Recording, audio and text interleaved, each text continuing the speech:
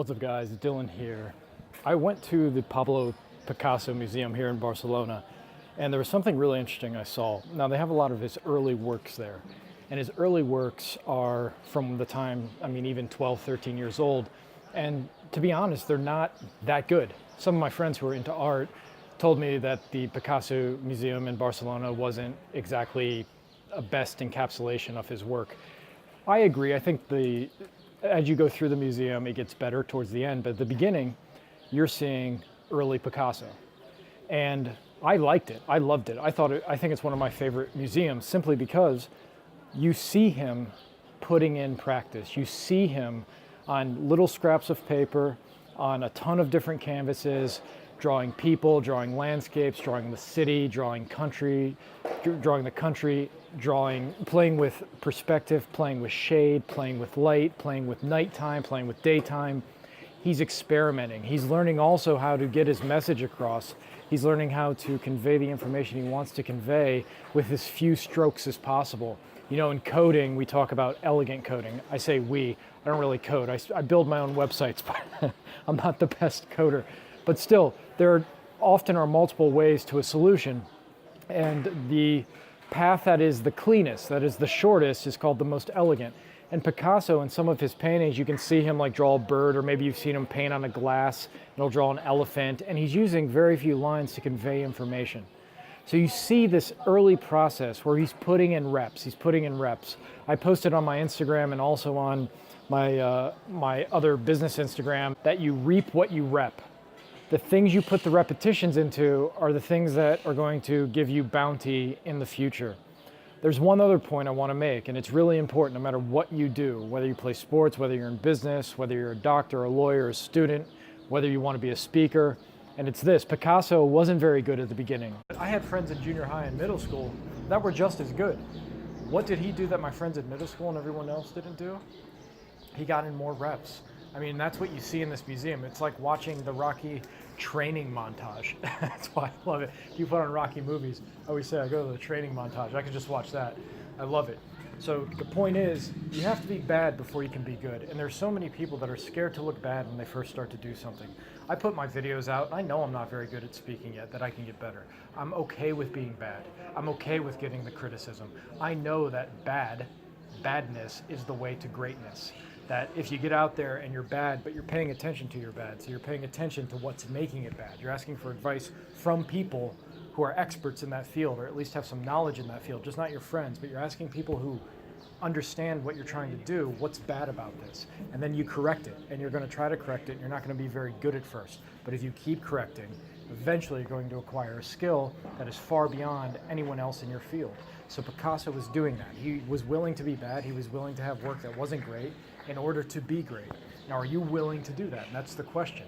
Well, I remember when I was playing basketball, I couldn't do a left-handed layup when I was, 14, 15 years old. So when I went into pickup games, all I did was drive to the hole and try to make a left-handed layup. And you know what? It took me 3 months of looking like a fool, missing everything. But by the time that 3-month period was up, I had so many reps, I got very good with my left hand. When I was writing, what I would do, and I feel like I've gotten better, I still feel like I'm not very good, but what's made my writing better is writing all the time, every day. Charles Dickens used to walk around London and he'd do these sketches. His sketches were just, he would find a unique looking person and write a description of them. And he went by this nickname Boz, so he called it Sketches with Boz. He was getting reps in. And I went around and I would write poetry, I would write anything I saw. A bird flying in the air, I'd see a homeless guy on the train, whatever, and I'd write either a sentence, some prose about it, or some poetry. And then when I was working on fiction, what I would do is every day for 30 days, I wrote a short story, like 3 to 10 pages. Every day, just to learn the fundamentals of where certain plot points go, how characters evolve, and they're still not very good. But I'm willing, again, to be bad. I'm willing to go through that phase to be bad, to be ridiculed, to be criticized by others and by myself. So it was really inspirational to watch Picasso do this, to go through those iterations, and eventually, from those iterations, he became a genius. And you can start to see even 4 or 5 years in, by the time he's 18, 19 years old, you can start to see his mind evolving. When you go out, have you ever scrolled through Facebook or Twitter, and as you're scrolling through, suddenly you see some animal you didn't know existed, like new species found, or the species been known forever. It's maybe a deep sea animal or somewhere in some rainforest, and it has 100 eyes and 5,000 wings, and and you just go, how could that? And it's colored, like 27 rainbows all meshed together, and you go, how does that exist? How did I not know that existed?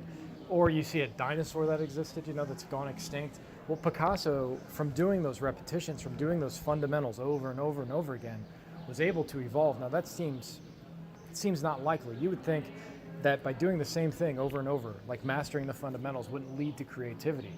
But it does, because what the subconscious mind is doing when you're putting in those reps is it's doing different things with that information. It's making tangential as well as these kind of diagonal looks at things. It's looking at the environment difference. When you look at the world, whether it's in business, wherever you're getting your reps in art, sports, it's looking at the world and it's seeing different ways to manipulate the world based on those repetitions. It knows the fundamentals so well, it has such a great foundation, the subconscious mind starts to feel comfortable, very comfortable, in exploiting those fundamentals. Never violating them, but exploiting them and trying new things, creating originality. That's what it is, creating originality. And you see that in Picasso, just all of a sudden, you can kind of trace it back to his work before. You see this explosion of creativity. Michael Jordan might drive to the basket and then a unique defensive configuration comes at him, meaning you have different guys jumping in ways he's never really seen. And he knows what to do with the ball, how to twist around them, exactly how to spin the ball off the glass, and it happens in a fraction of a second. It's spontaneous creativity. The epitome of that, if you follow sports, is when Jordan went up to dunk on the Lakers in the 1991 finals. He thought somebody was going to jump, and instantaneously he switched it from his right hand to his left hand and kissed it off the glass with his left hand over the back of his head. Totally spontaneous, but that came from hours and hours of repetition, of fundamentals.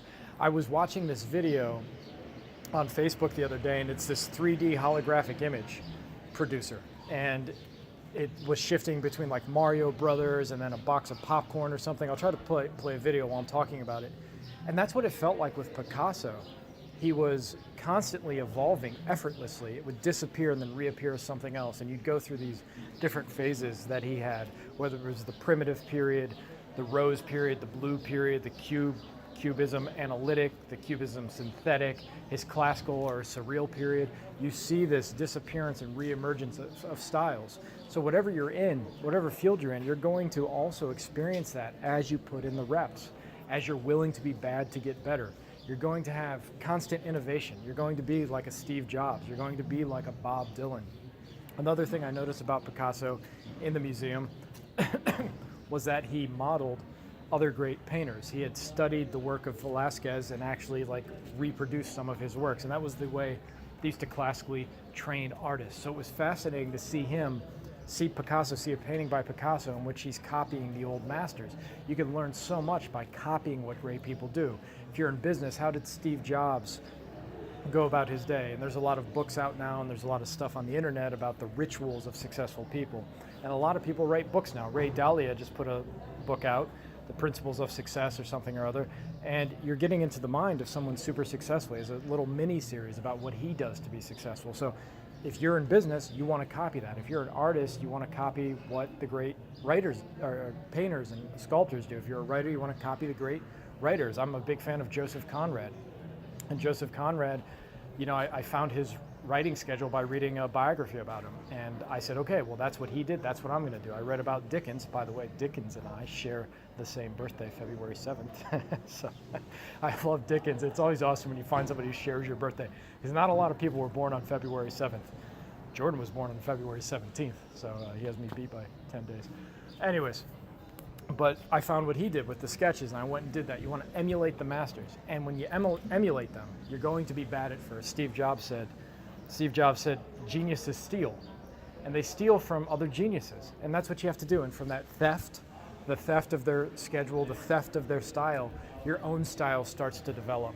A guy, a famous essayist named George Packer, he's still alive today, wrote a lot about Orwell. He's a great writer. He said, when I first started, I basically copied Orwell. I copied Orwell, and it's kind of embarrassing, you said, when I look back, that I was just copying everything he did. I spoke about Bob Dylan earlier, and Bob Dylan famously loved Woody Guthrie. If you don't know who Woody Guthrie is, just YouTube him. You can see he's an old folk singer.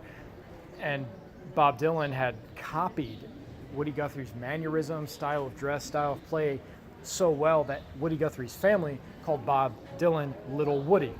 So this is everything I'm thinking about as I'm going through this museum.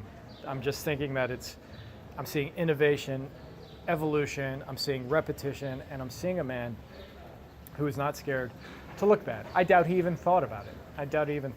And I'm thinking, makes me want to get into what it is I love to do, which is writing, which is running businesses and try new things and speaking and seeing if I can get better, if I can keep honing my skills to a point that I'm proud.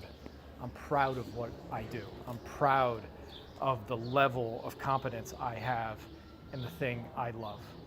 I want to add one more thing, that to do this, to be able to go through the struggle of being bad, of not being good, of getting no recognition at first, you have to love it. You have to have a passion for it, because your love for it and a sympathetic acceptance of the reality of progress, unless you're a child prodigy, you know, even if you are, would you really want to be a child prodigy and miss out on all the pride you take from working hard? I wouldn't. I'm glad I'm not a genius. I'm glad I have to work hard. And I think most people are. And most geniuses, when you dig a little deeper, there's a lot of work that went into that. But you have to have the love. If you have the love and you're willing to go through being bad, you're going to develop the skill and have the acceptance that things aren't linear, that you're going to make progress and fall back. You're going to make progress and go sideways. You're going to go sideways a few times and then backwards and then somersault and then fall down and then rise and then fall again. You know, it's a jumble. The way to getting what you want is a jumble. It's non-linear. It does not travel in straight lines. It travels in spirals and loops and roller coasters. And it's fun. And it's fun because the fact is you don't know if you're going to make it. You don't know if you have the expectation, you have the will, you have the vision, but you don't know. You don't know. Your business might not succeed. You might fail as an artist, but enjoy the journey. If the destination arrives, that's even better, icing on the cake. But in the meantime, just every step of the way is fun. This is Dillon. Please like, subscribe, hit the notification bell. I'm outside, so you might hear the birds chirping. Might have heard the vehicle in the background earlier, people talking. Anyways, thanks so much. Bye-bye.